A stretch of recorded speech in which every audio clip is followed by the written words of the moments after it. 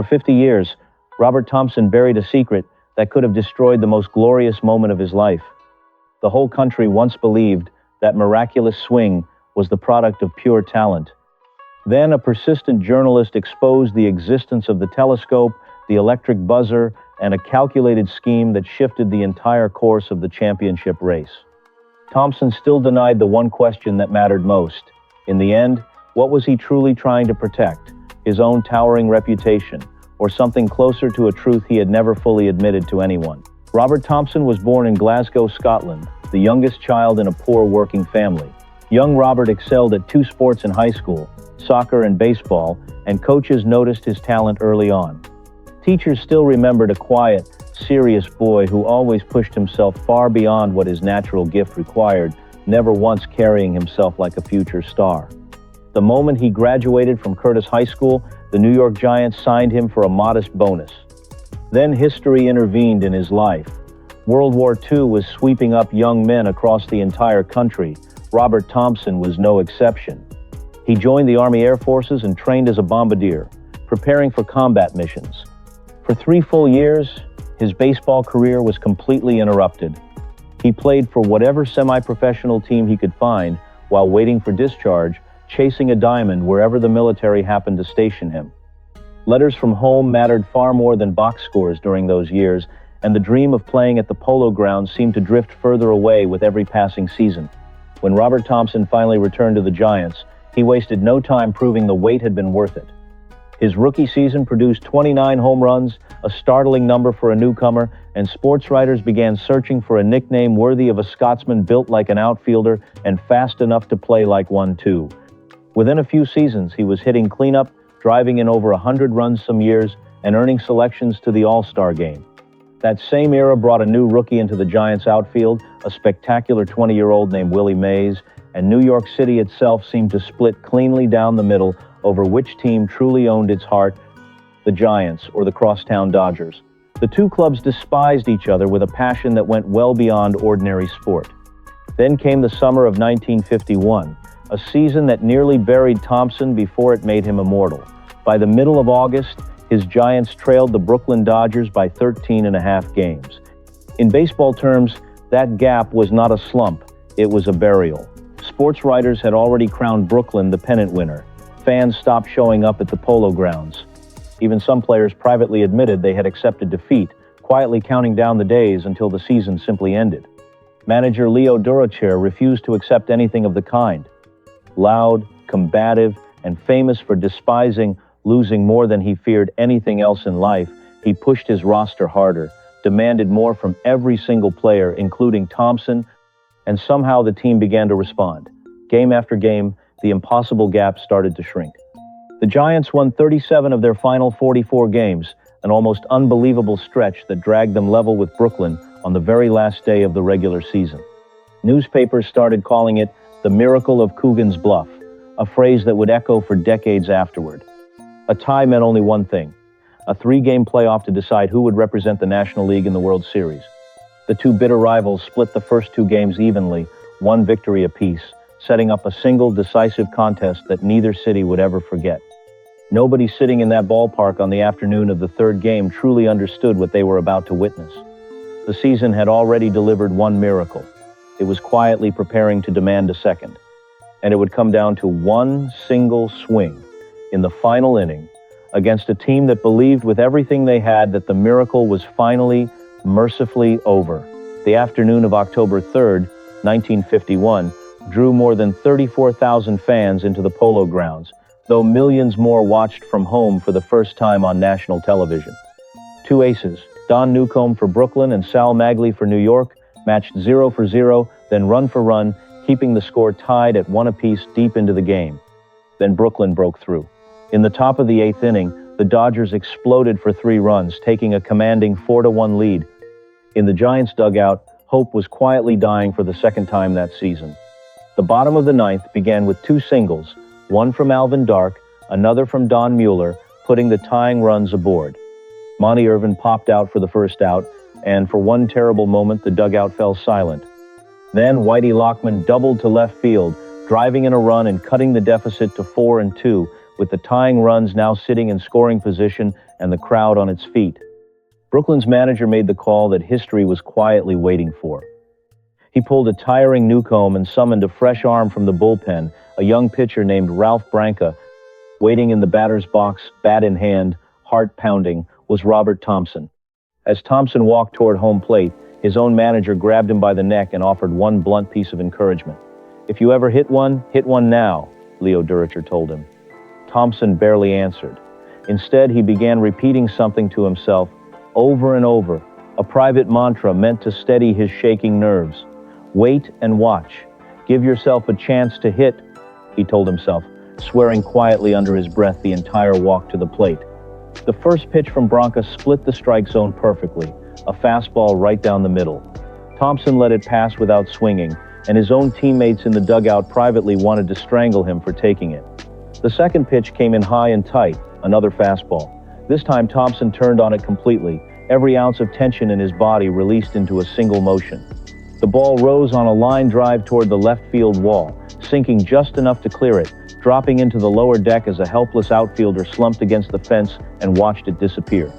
In the radio booth, broadcaster Russ Hodges lost all composure.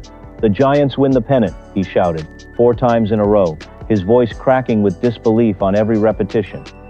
Chaos followed instantly. Teammates mobbed Thompson before he had even finished circling the bases. Durocher danced wildly near third base, hugging anyone within reach. Somewhere in the packed stands, a comedian named Jackie Gleason had just been violently sick from too much celebration, missing the single most famous swing in the sport's history while seated beside a stunned Frank Sinatra, who would regret for the rest of his life that he never actually saw it happen. On the mound, Ralph Branca turned and walked away, alone, toward a clubhouse that suddenly felt impossibly far from home. He had no way of knowing, not yet, that this one pitch would define the remainder of his life, tying his name to Thompson's forever, for better and for worse, in a bond that neither man had asked for and neither man could ever fully escape. 2 years is not a long time to remain a hero in professional sports. By the winter of 1954, the Giants needed pitching more than they needed sentiment. Manager Leo Durocher and Thompson had never fully seen eye to eye, and with the roster hungry for fresh arms, Robert Thompson had quietly become the franchise's most valuable trading chip. On the first day of February, the team that owed him everything sent him to the Milwaukee Braves, along with a backup catcher, in exchange for a promising young left-handed pitcher named Johnny Antonelli. Thompson took the news with the same calm that defined his entire career. "How do I like it? Why, great," he told reporters, brushing off any hint of bitterness in public, refusing to let anyone see whatever he actually felt underneath. Fate, however, was not finished with him. In his very first spring training game wearing a new uniform, Thompson tried to break up a double play with a hard slide into second base. His cleats caught in the loose dirt. His ankle snapped instantly. "I started my slide too late," he admitted quietly from his hospital bed, blaming nobody but himself for the accident. The injury would keep him off the field for months, and Milwaukee needed a replacement in left field immediately, with no time to wait for a proven veteran. They turned instead to a 20-year-old rookie from Alabama named Henry Aaron. Aaron took the sudden opening and never looked back, beginning a career that would eventually produce more home runs than almost anyone the sport had ever seen. Meanwhile, back in New York, the pitcher the Giants had received in exchange for Thompson was proving to be exactly what the team needed. Johnny Antonelli won 21 games that very season, and the Giants swept their way to a World Series championship, the last one the franchise would ever win, while still playing in New York City. Robert Thompson, the man who had delivered them the most famous pennant in the sport's history, was not there to celebrate it. He had been traded away for the very pitching that made the championship possible, and his own misfortune had quietly built the career of a man who would one day break nearly every power-hitting record in the game. One sports writer later gave the whole affair a fitting nickname, calling it simply the curse of Bobby Thompson, a phrase that stuck for good reason. For nearly 50 years, the world believed it already knew this story completely. Thompson and Branca toured the country together, cracking jokes at banquet dinners, forever linked as baseball's most famous hero and its most famous victim. Nobody suspected there was still a secret buried underneath all that friendly theater, waiting patiently for the right person to dig it up. Then a young journalist working for a respected financial newspaper started chasing a rumor that had followed the 1951 Giants for decades. What he eventually proved was staggering. Beginning that summer, right around the moment the impossible comeback started, the Giants had secretly stolen the signs of every opposing catcher using a telescope hidden in center field connected to an electric buzzer system wired into the home bullpen, relaying every stolen pitch straight to the hitter standing at the plate. Suddenly, the miracle comeback that had inspired millions looked less like pure destiny and considerably more complicated. Before publishing anything, the reporter visited Thompson at his own home. The two men went to church together that morning, and only afterward did Thompson finally begin speaking honestly about what he remembered from that entire season.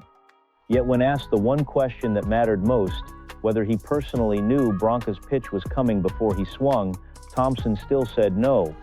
He did admit something telling, though, something that revealed far more than his denial ever could. "It would take a little away from me in my mind if I felt I got help on the pitch," he confessed quietly. Branca's reaction was quieter and considerably heavier. For years, he had privately suspected something was wrong, but he refused to bring it up publicly, unwilling to sound like a man making excuses for one unlucky pitch. Not long after the story broke, the two men saw each other again at a public event in New Jersey. Away from cameras and reporters, they finally sat down together for a handful of private minutes and spoke honestly about the secret they had both been carrying for so long.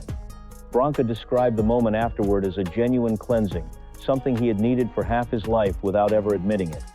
Thompson agreed completely.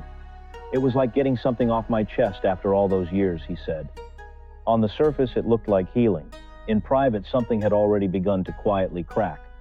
A later book dug even deeper into the scandal, laying out details neither man had discussed aloud before, and even then, Thompson still would not say the words directly to Branca's face that he might have known exactly what was coming. The two men who had shared a stage for half a century slowly grew distant from one another. Standing side by side at endless card shows had once felt effortless. Now it simply felt like work. Their public act continued for cameras and paying fans, but the easy warmth between them never quite returned the same way again. So which version of Robert Thomson do you actually believe? The humble hero who genuinely earned his miracle on merit alone, or a man quietly protecting a secret so heavy it eventually cost him his closest friendship? Once the cheering faded for good, Robert Thomson built a life that looked nothing like a celebrity's. He spent more than 30 years working as a salesman for a paper company, driving the same routes, meeting the same clients, rarely mentioning the famous swing unless someone else brought it up first. For a brief stretch, he even served as a city councilman in his own small New Jersey town, handling ordinary local business without any fanfare at all. Strangers on the street still recognized him for decades, taxi drivers and office workers calling out his name as he passed. Yet back in Scotland, the country of his own birth, almost nobody knew who he was. He remained, by choice and by temperament, a quiet man who had simply happened to do one extraordinary thing. People who actually knew him described someone almost impossible to reconcile with his own legend. There was no ego in Bobby. He didn't know the word, said one lifelong friend, and nearly everyone who met him repeated some version of the same observation. Thompson himself explained his own philosophy simply enough. If he could bring happiness to somebody, or help somebody, he tried to do it, without ever needing credit for the effort. That philosophy showed up most clearly in how he spent his free time. For more than 2 decades, he served as a devoted friend and spokesman for a foundation supporting children fighting cancer, visiting young patients regularly, far away from any camera. He also hosted an annual golf tournament to raise funds for arthritis research, quietly, year after year, without ever turning it into a spectacle. Perhaps the most moving moment of his later life arrived on what should have been a joyful occasion, the 50th anniversary of his legendary home run. The planned celebration was postponed out of respect for a grieving nation following a recent tragedy. Instead of celebrating himself, Thompson and Branca spent that day visiting firehouses near the site of the disaster, offering whatever comfort 2 old ball players could give to people who had lost far more than a baseball game. In the summer of 2010, Robert Thompson's long journey finally came to a gentle close at his home in Georgia, surrounded by the quiet dignity that had defined nearly every year since that one loud afternoon in New York. He was 86 years old. Ralph Branca, the man forever bound to him by a single pitch, spoke with unmistakable warmth when he heard the news, admitting how deeply he would miss him. "I mellowed over the years, and we became good friends," Branca said. Broadcaster Vin Scully offered perhaps the most fitting tribute of all, describing the two men as two sides of the very same coin, each one incomplete without the other. Remember how this story began, with a hero who was traded away almost immediately, a secret he quietly carried for 50 years, and a close friendship that slowly cracked under its own weight. None of that darkness ever erased what actually mattered most about Robert Thomson. He never let one famous afternoon define his entire character, only his headlines. A cabinet maker's son from a working-class corner of Glasgow ended up teaching an entire country something about grace, long after the applause had already stopped. The swing made him immortal. The way he lived afterward, humble, generous, and largely unbothered by his own considerable fame, is what actually makes him worth remembering at all. If this story moved you, let us know which part struck you hardest in the comments. Give this video a like if you believe humility outlasts fame.